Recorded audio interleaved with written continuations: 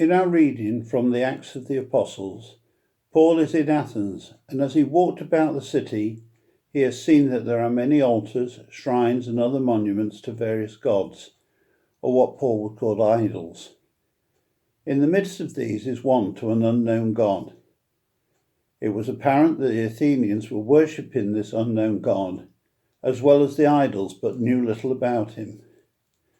This gave Paul the opportunity to speak and instruct them as to who the unknown God is. He says that God, the God whom you worship without knowing, is the one he, Paul, is now telling you about. Paul shows them that they need to be instructed in the truth about whom they should worship. It was obvious to Paul that the Athenians had many visitors come into their city, bringing with them their gods.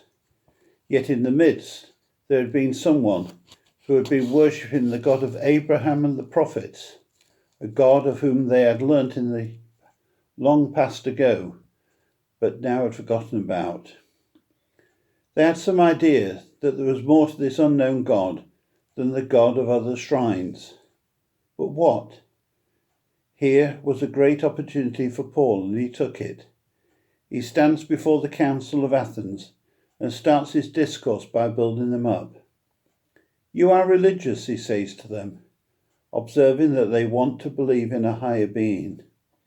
You have many shrines in your city, but amongst them is one whom you worship but know little about. Paul tells them he has come to enlighten them. He wants them to know that the unknown God is not just a stone effigy or remote, but is real and is the one who cares for them. So Paul goes on to tell them about the one they already worship, but in the future can do so with real understanding and knowledge. Since God was unknown to them, Paul has to start at the beginning to give them a real understanding. The unknown God was the one who made everything, the world and what is in it. This God is not confined by stone monuments, shrines, or man-made temples, but is omnipresent or universal. He is the rightful owner and possessor of this earth.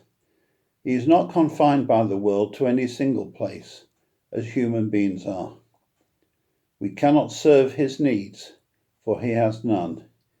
It is he who gives life and breath to everything, and can satisfy their every need. This breath that God has given them was their soul when he brought them into being. It is this God, unknown God's intention that we should seek him, find him, and follow him. He is not made of stone, silver, or gold designed by their craftsmen, but is a living being. It would be at this point that Paul would have pointed them to Jesus.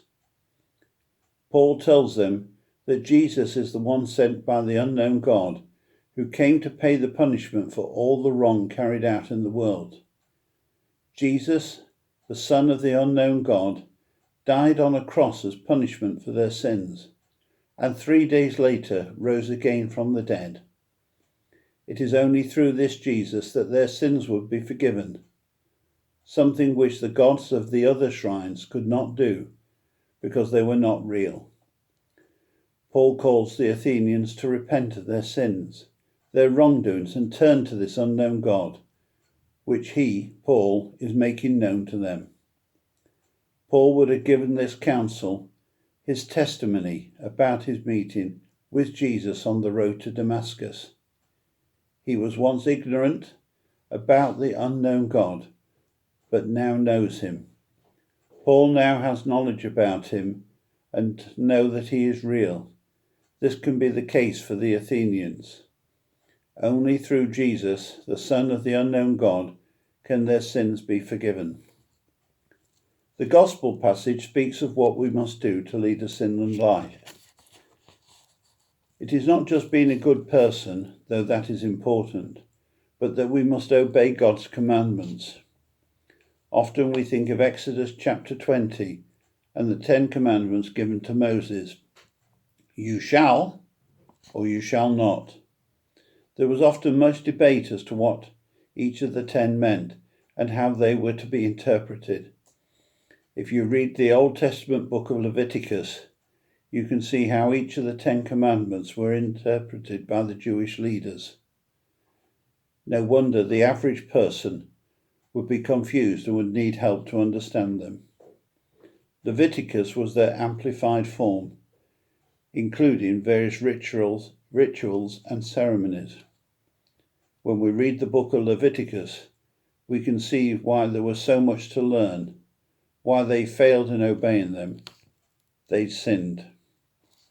In our Gospel reading, Jesus interprets the 10 Commandments in a much simpler but more stronger and powerful way. Jesus says we are to love God and love our neighbours as ourselves. When we look at these words that seem so simple, we realise they have so much behind them. The whole of human nature comes to the fore, and we are to love and respect it, to treat it correctly with reverence and fear. We're to focus on God, our Creator, and all that He is. By doing this, we get to know Him and our purpose in His creation.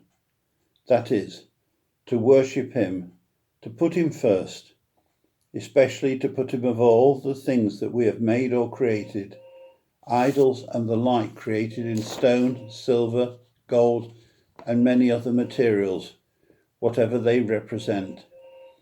They are nothing and do nothing for us. God is and should be the prime or firstmost in our lives.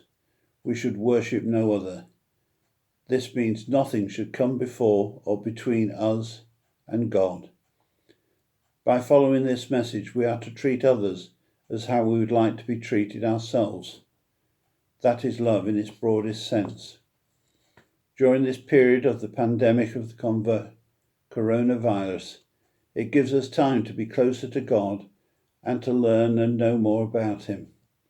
We can show love to one another by what we do.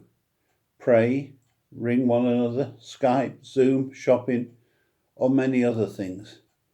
It will also be important to help others once the lockdown is released, whenever that may be.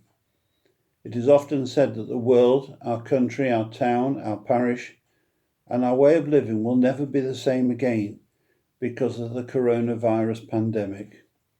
There will be a lot of changes to daily life, perhaps in the short term, or maybe in the long term, or even both.